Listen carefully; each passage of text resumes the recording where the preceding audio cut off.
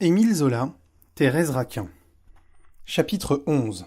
Eh bien, cria Laurent en se penchant sur la rampe de l'escalier. Garçon, et ce dîner? Puis, comme se ravisant, dis donc Camille, ajouta-t-il, si nous allions faire une promenade sur l'eau avant de nous mettre à table, on aurait le temps de faire rôtir notre poulet.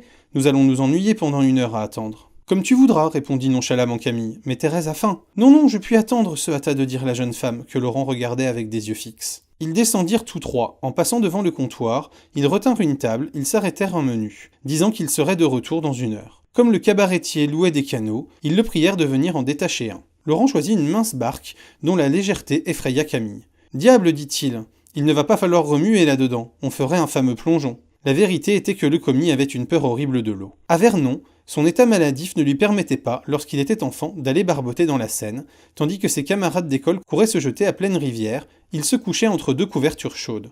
Laurent était devenu un nageur intrépide, un rameur infatigable. Camille avait gardé cette épouvante que les enfants et les femmes ont des eaux profondes.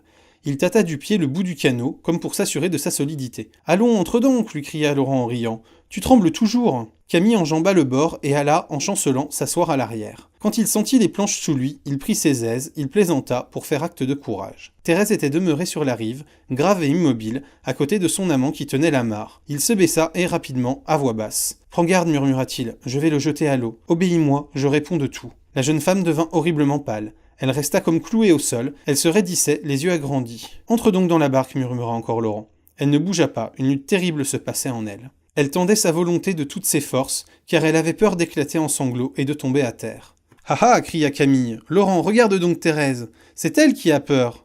Elle entrera, elle n'entrera pas. » Il s'était étalé sur le banc de l'arrière, les deux coudes contre les bords du canot, et se dandinait avec fanfaronnade. Thérèse lui jeta un regard étrange. Les ricanements de ce pauvre homme furent comme un coup de fouet qui la cingla et la poussa.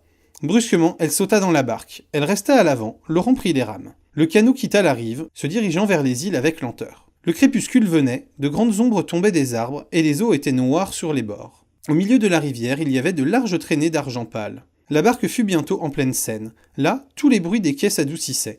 Les chants, les cris arrivaient, vagues et mélancoliques, avec des langueurs tristes. On ne sentait plus l'odeur de friture et de poussière, des fraîcheurs traînaient, il faisait froid. Laurent cessa de ramer et laissa descendre le canot au fil du courant. En face se dressait le grand massif rougeâtre des îles.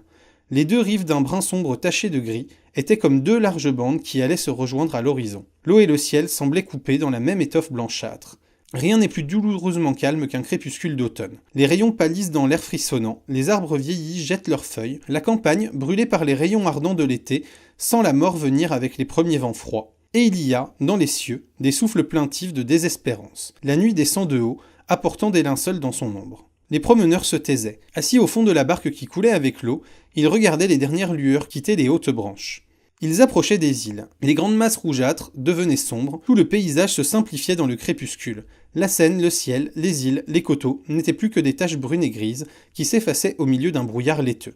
Camille, qui avait fini par se coucher à plat ventre, la tête au-dessus de l'eau, trempa ses mains dans la rivière. « Fichtre, que c'est froid !» s'écria-t-il. « Il ne ferait pas bon piquer une tête dans ce bouillon-là. » Laurent ne répondit pas. Depuis un instant, il regardait les deux rives avec inquiétude. Il avançait ses grosses mains sur ses genoux, en serrant les lèvres. Thérèse, roide, immobile, la tête un peu renversée, attendait. La barque allait s'engager dans un petit bras sombre et étroit, s'enfonçant entre deux îles. On entendait, derrière l'une des îles, les chants adoucis d'une équipe de canotiers qui devaient remonter la Seine.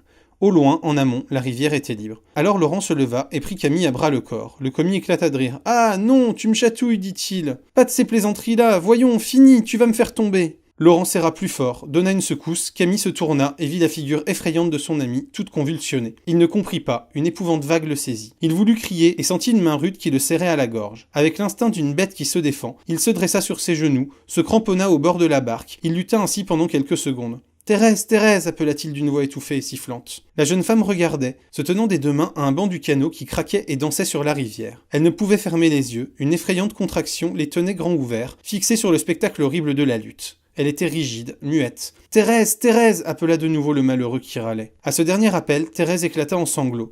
Ses nerfs se détendaient. La crise qu'elle redoutait la jeta toute frémissante au fond de la barque. Elle y resta pliée, pâmée, morte. Laurent secouait toujours Camille en le serrant d'une main à la gorge. Il finit par l'arracher à la barque à l'aide de son autre main. Il le tenait en l'air, ainsi qu'un enfant, au bout de ses bras vigoureux. Comme il penchait la tête, découvrant le cou, sa victime folle de rage et d'épouvante se tordit, avança les dents et les enfonça dans ce cou. Et lorsque le meurtrier, retenant un cri de souffrance, lança brusquement le commis à la rivière, les dents de celui-ci lui emportèrent un morceau de chair. Camille tomba en poussant un hurlement. Il revint 2 ou 3 fois sur l'eau, jetant des cris de plus en plus sourds. Laurent ne perdit pas une seconde. Il releva le collet de son paletot pour cacher sa blessure, puis il saisit entre ses bras Thérèse évanouie, fit chavirer le canot d'un coup de pied, et se laissa tomber dans la Seine en tenant sa maîtresse. Il la soutint sur l'eau, appelant au secours d'une voix lamentable. Les canotiers dont il avait entendu les chants derrière la pointe de l'île arrivaient à grands coups de rame. Ils comprirent qu'un malheur venait d'avoir lieu. Ils opérèrent le sauvetage de Thérèse, qu'ils couchèrent sur un banc, et de Laurent, qui se mit à se désespérer de la mort de son ami. Il se jeta à l'eau, il chercha Camille dans les endroits où il ne pouvait être, il revint en pleurant, en se tordant les bras, en s'arrachant les cheveux.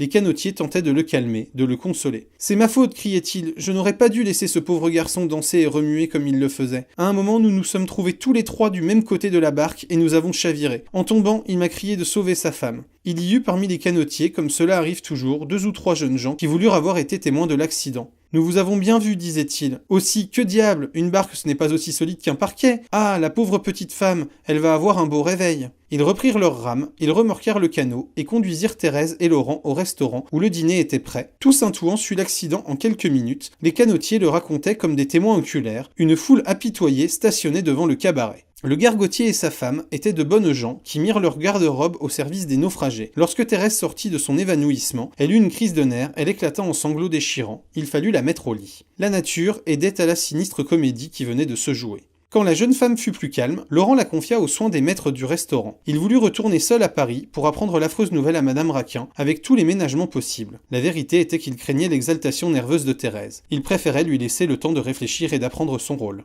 Ce furent les canotiers qui mangèrent le dîner de Camille.